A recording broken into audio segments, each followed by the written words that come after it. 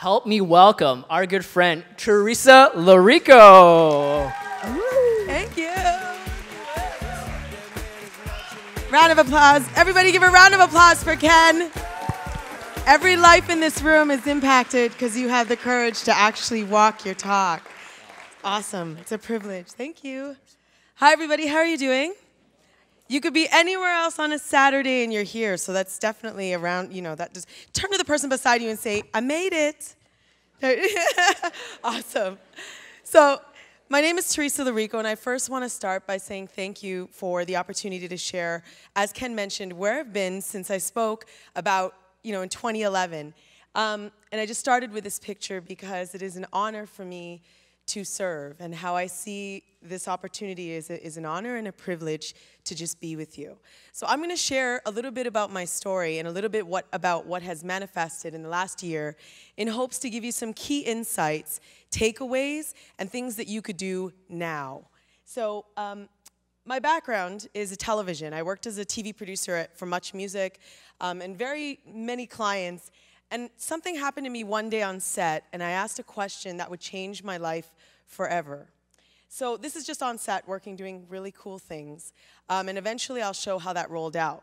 While I was at Much Music, I met a man named Abbas Jahangiri. Does anybody know Abbas? Have you ever heard of Abbas? He owns the El Macombo nightclub, and every night he would drive around in a yellow Hummer, and he would give homeless people food. So he would be running. So when I first met him, I walked into his nightclub, and I was looking for a location for a shoot I was doing.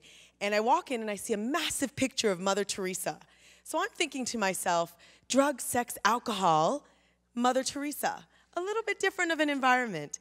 So we end up going in his yellow Hummer that night, and he's like, let me show you a part of Toronto you might not know. He took me in his yellow Hummer, and he knew every homeless person by first name.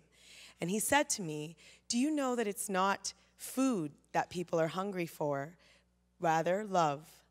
And in that moment, I got that here's this man who's running his nightclub and just teaching me to just touch someone physically and even just acknowledge their presence and the power that can have in someone's life.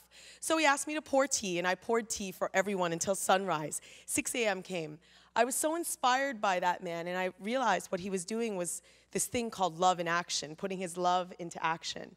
And at the time, so we threw an event for him and raised all sorts of money. In year one, we raised enough to buy a village for Free the Children with Craig Kielberger. And really, it began the foundations of a formula, which eventually rolled out to now my business, which I'll teach you. So the idea was, what is the thing that you love? So it might be dancing, it might be hip hop, it might be painting. There's something in you that you naturally love.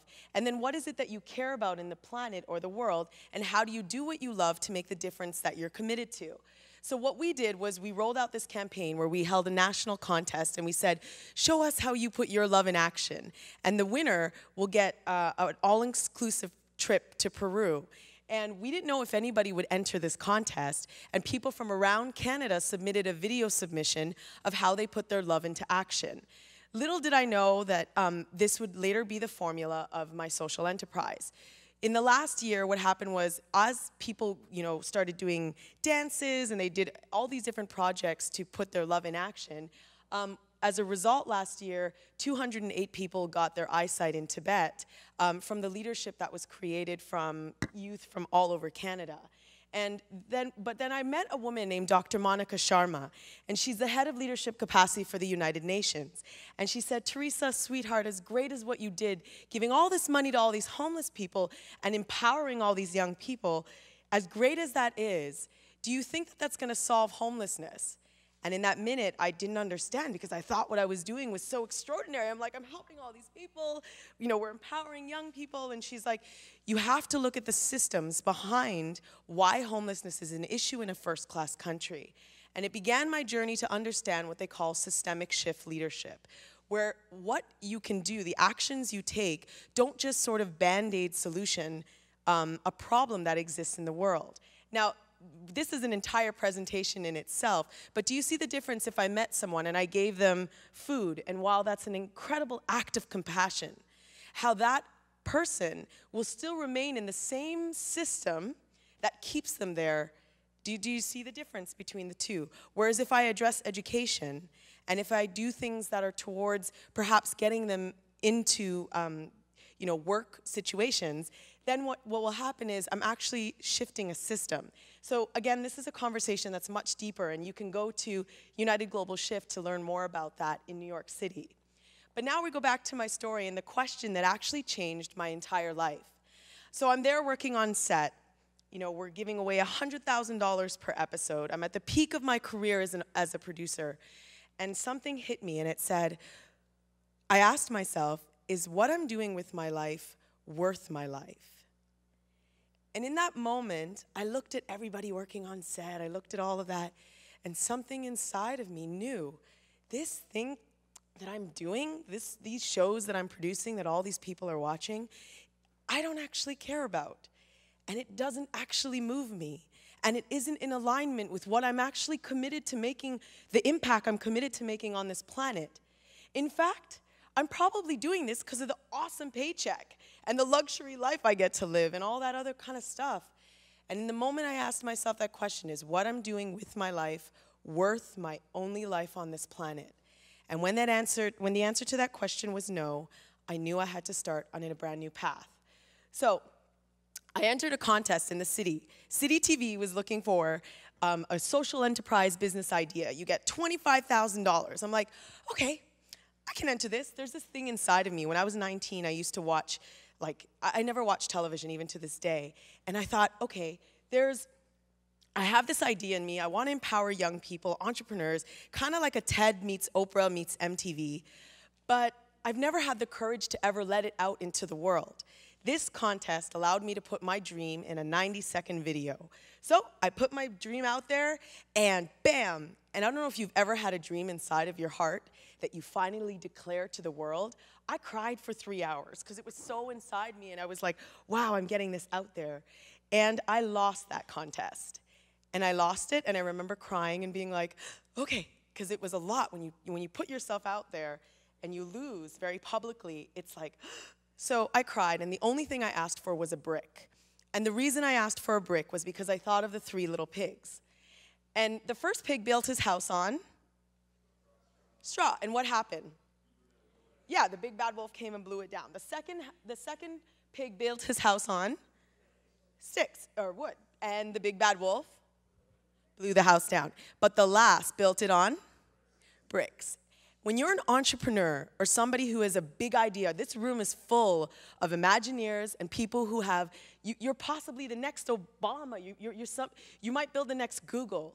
You might do something that is going to change our entire planet. And if you are that person, which I'm sure all of you are, the big bad wolf symbolizes negative self-talk, financial situations, people telling you you can't do it. And that big bad wolf, if your dream is not built on solid foundations of proper mindset, commitment, hard work, passion, team, then that big bad wolf is going to come and blow your house down. And in that moment, I don't know what I'm doing, but I'm committed to get this dream out of my heart into the world, and come high hell if I fail, I'm going to build it brick by brick. So I launched something called Socialite 4 months after I lost this contest. And Socialite, to me, I was making fun of the old Socialite, like the Paris Hiltons.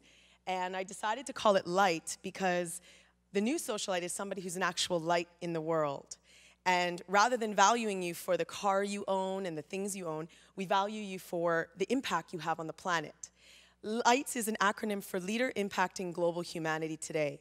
So as a society, we're saying, I value you because you're an extraordinary human being, not because of the name brand on your watch and all those other superficial things that our generation has come to value more than the human being in front of you. So Socialite launched, and I decided I wanted to focus on entrepreneurship, particularly people, planet, profit. And 1,000 people came to my launch.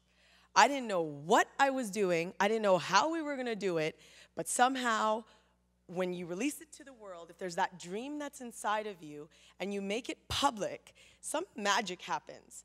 1,000 people came, made over 60 partners, and people like Richard Branson and Tony Hsieh, some really awesome people came and supported what we were creating, because there was a movement happening where our generation is a lot more conscious about the decisions we do and the way we use our lives. and my grandfather died a week before my conference.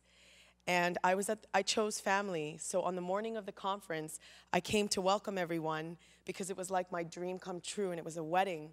And I went straight to the funeral because my grandfather, to me, is my idol and family comes first. My partner sent me this picture. And I remember not just crying, absolutely touched and moved, because I knew that every life in that room would never, ever be the same, because of that fear that was inside of me. I finally had the courage to not just get to know that fear, but to dance and to act despite it. So when there's something inside of you, that fear, don't wait, because there's lives that are waiting to hear you, that are waiting to see you show up on this planet.